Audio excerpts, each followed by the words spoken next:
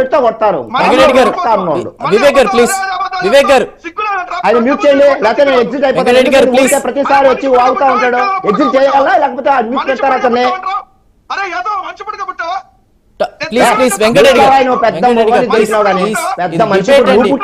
ప్రజలు చూస్తున్నారు. మనిషి పుట్టు పుట్టింటే ఇన్నిసార్లు తిట్టించుకోవు నాతో, ప్రతిసారి తిట్టించుకొని వస్తాను.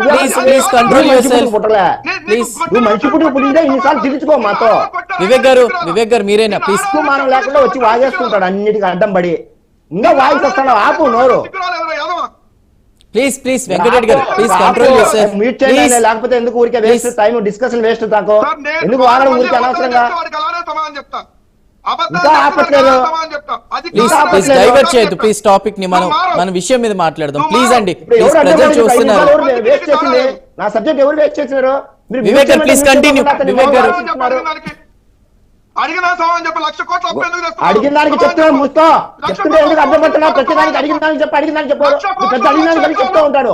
నువ్వు చెప్పినావు పెద్ద ఇంతకాలం అని ఊరికి అడిగిస్తాడు. మళ్ళీ కామ్గా ఉండంటే మీరు మ్యూట్ చేస్తారా లేదా? రైట్ పీసీఆర్ ఎందుకు గారు వెంకటరెడ్డి గారు లేదా వెళ్ళిపోవాలి? ఎందుకు ఇలాంటి వాళ్ళతో నేను వాగడము అనవసరం కదా? వెంకటరెడ్డి గారు ప్లీజ్. వివేక్ గారు మీరు మాట్లాడండి ప్లీజ్. ఎలా మాట్లాడతాం అతను డిస్టర్బ్ చేస్తుంటే?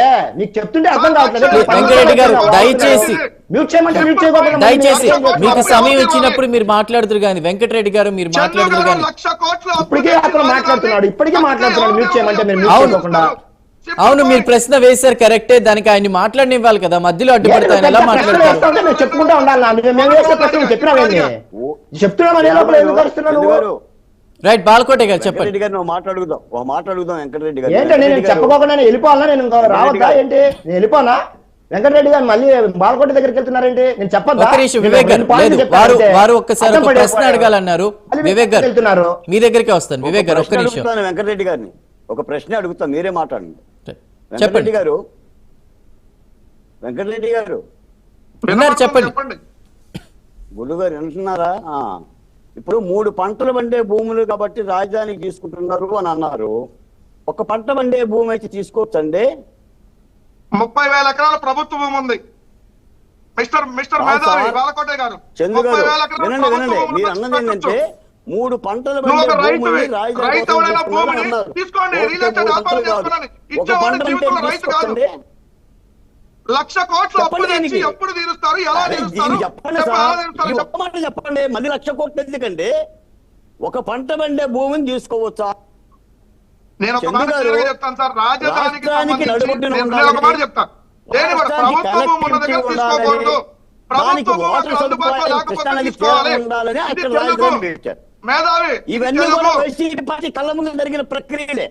అప్పుడు కూడా వెంకటరెడ్డి మీకు ఒక భాష ఉంటుంది, ఆ భాష మీకు అర్థమైంది. నువ్వేనా రైతు? రాజధాని అమరావతిలో ఒక మాట అమరావతి మేధావి ఇప్పుడు 3 పంటలు పండేటటువంటి భూములు 1,00,000 ఎకరాలు తీసుకుంటే ఇది రాష్ట్రం వినాశనం విధ్వంసం. వెంకటరెడ్డి గారు 5 ఏళ్ళు మీరు అధికారంలో ఉన్నారు కదా, మీరు అమరావతికి ఏం చేశారు చెప్పండి, ఒక మాట చెప్పండి.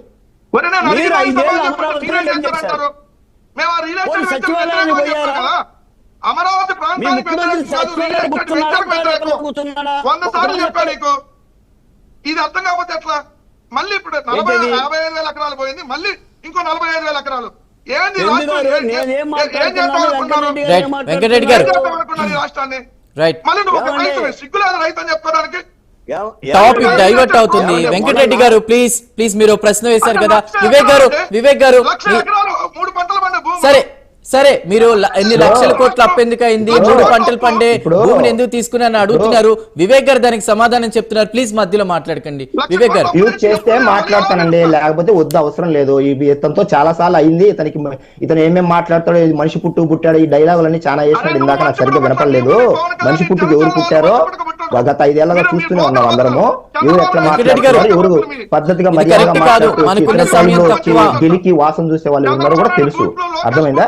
ఇప్పుడు నేను మాట్లాడేటప్పుడు ఎందుకు క్వైట్ గా ఉంటానంటే అది మర్యాద, అది కట్టసి. అది నేను అడిగిన దానికి చెప్పు, మేము అడిగిన దానికి బొచ్చాడు గత 5 ఏళ్లలో. వెంకటరెడ్డి గారు మీరు మాట్లాడేటప్పుడు ప్యానెల్ లో ఉన్న మిగతా సభ్యులు మాట్లాడలేదు. దయచేసి ఇది గుర్తు పెట్టుకుని ప్లీజ్. అరే మీరు ఏంటంటే ఇంతసేపు ఎంటర్టైన్ చేస్తున్నారు అతన్ని.